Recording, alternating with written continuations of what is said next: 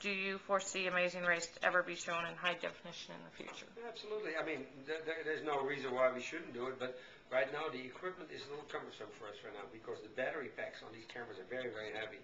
And, you know, when we deal with human beings that have to shoot the show 7 days a week, 24 hours a day, and so there's a technical aspect to it. Now, if you're in one location, if you're filming in a house or an island, a place like that, yeah, that's much easier, of course, because you're sitting in one location. But we are racing around the world. We do 40,000 miles in 21 days and shoot 12 shows. Yeah. So there's a practical aspect to it. And in addition to that, I would like to mention that we are the only reality show that has won 2 Emmys for best cinematography in a reality show. So and it was unrelated to the HD part. So. Yeah. Okay. I mean, Bertram has a very good point. Just think when you see the contestants running, there is a cameraman running right beside them with a 40-pound camera on his shoulder. Sometimes 50 pounds. And in the cars, and the Everywhere, cabs. crammed in, squished in. I mean, I wish we could do a behind the scenes because people would just be sitting there with their mouths open watching how these guys do I it. often wonder how Hanging the out cameraman the taxi window, looking through, sitting on the roof, hanging on the hood of the car. I mean, hanging they're on the side of the unbelievable. elephant. Everything, yeah. Let's see. Thanks, Bert, for giving me one of my favorite shows on TV. It's a lot of fun watching the tasks the contestants have to perform. I was wondering which have been your favorites, and how do you come up with them? And do you test them out, and have any ended up going badly where you had to change the task you were going to use? We never had to change, but some of my favorites are, I think the one we did in Taiwan where we had these people on the teeter-totter with the car back and forth, and then they had to drive through the water with a mask on, you know. I mean, stuff like that. It's just very humorous. It's safe. It's funny, you know. But it has perception of being dangerous. On the teeter-totter was a little funky, I must say. But the challenges, they are born basically. Maybe it's coming from a lot of jet lag or something like that. When I travel, or when we travel through these countries, we don't travel. We travel separately. But if I travel through these countries, of course we have tremendous jet lag, and I'm going through there, and maybe that helps me coming up with these ideas.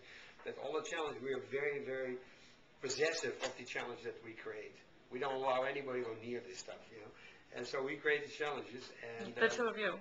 Yeah. Yeah. Scouts and I scout. She scouts. She takes one part of the world. I think, you know, that sounds big. And we have very different ways of thinking. So Bertram will come up with something that I'm just like, what? You know, and he looks at me when I come up with stuff. But I think it's a good mix for the show. I mean, one of my favorite challenges was in I think it was Vietnam, where they had a plow in the field, in a muddy field with a big ox, and plow up. Oh, in the Philippines, and plow up a clue. And the contestant said, he's getting so frustrated. He goes, "My ox is broken."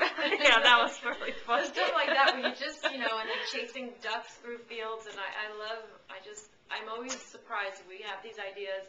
And what the contestants do with them is off the chart. You can't even imagine. My own part of that question would be, what do the locals think? Sometimes do they find it really amusing? They find it very amusing. They find it very amusing. And some of them are not, you know, things that have been done in the country in the past, but not so much anymore, right? Well, what a lot of people see, and that is, you know, there is such a thing as the American spirit. And they see these people come running in, and they jump in this mud, and they get this oxen going, and people look at this.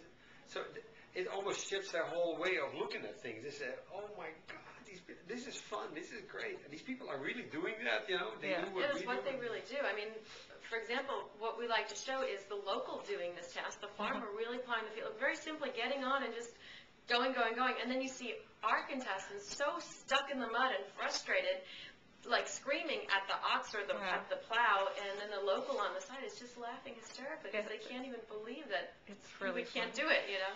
I was upset when they were mean to the donkeys, so. Well,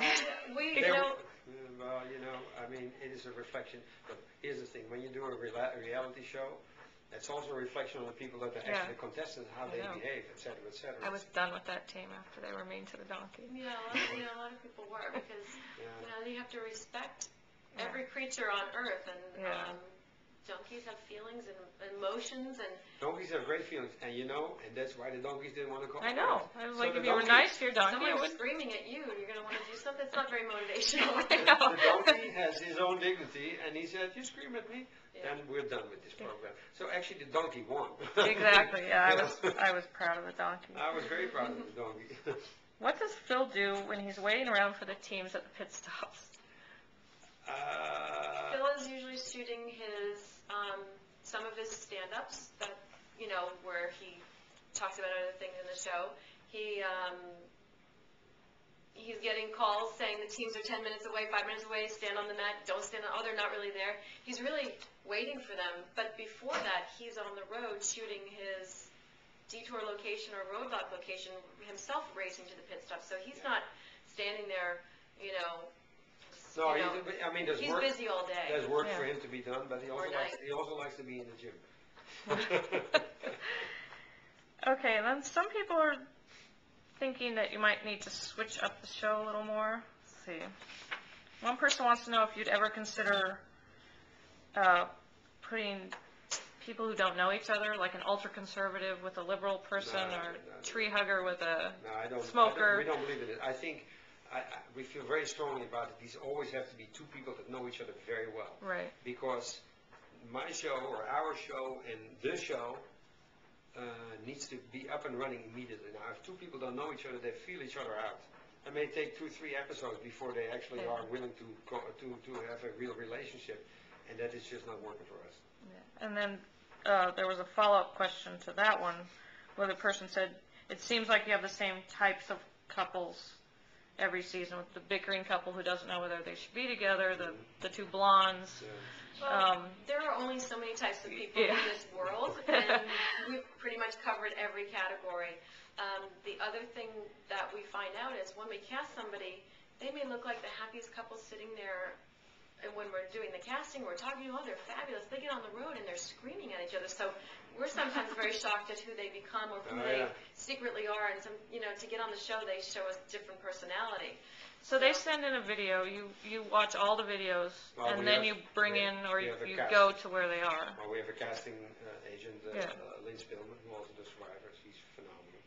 And she works with us, and then we make it, or she makes a selection with her team that we then look at, all of us, CBS, Bruckheimer Television, etc., everybody who's involved in it, on the executive level of the producing the show. And from there we take it and we bring a cast and present it to CBS, who has the final word on it, together with us. But they have the final word. So that's how we do it. Yeah, we probably meet about 30 possible. When we narrow it down finally, we have maybe 30 teams of 2 that come in and we interview in person. You know what happens very often? That people sit in front of us and they're so enthusiastic. Oh, we're going to win the Amazing Race. Oh, and they make jokes and they're funny and they're humorous and they're dramatic and they cry and they do all the stuff, and then when you're out on the road, and they say, I don't want to do it anymore. What do you mean? What are you talking about? We're taking a trip around. No, It's really hard. This is very different from what I thought it was going to be. Really? What do you think it's going to be? You're going to race around the world 24/7, you know what I'm saying, for 3-4 weeks straight. Yeah. I like the couples that come on and say, we're going to find out if we're going to stay together or not on the road. And they think it's going to be some sort of a fabulous honeymoon, and it's completely the opposite. Oh, they think they're going to watch the Tower of Pisa, and they're going to have dinner in restaurants. And They're sleeping in their raincoats on a park bench, complaining instead, and thinking, are you watching the show before you actually signed up to be on it? Yeah, it's a little... some people are... and well, there's one guy who, he seems to be a big fan because he asks a lot of questions, but he also kind of was like, why don't you change the music soundtrack and audio cues? We are. Okay. Actually, we are. Okay, Really good. making We are. some He's great right. changes. And he says we don't need a buzz noise for a stupid comment or misreading a clue or chimes when someone makes an error. We're smart viewers. We don't need to be shown 30 times. Okay. He is a smart viewer. He's a smart viewer. He's 100% right. And there's reasons why we're changing it. That we have the power to change it, and now we're changing it. Okay, good. And the same person says, can you switch up the music soundtrack? The same music has been used year after year, and it makes the show feel like a rerun. And again, yes, we are doing just that. And Okay. There's many reasons for that. And I think those were all of the reader questions. That was very good. It was a good point. You had a very good point there. Trust me.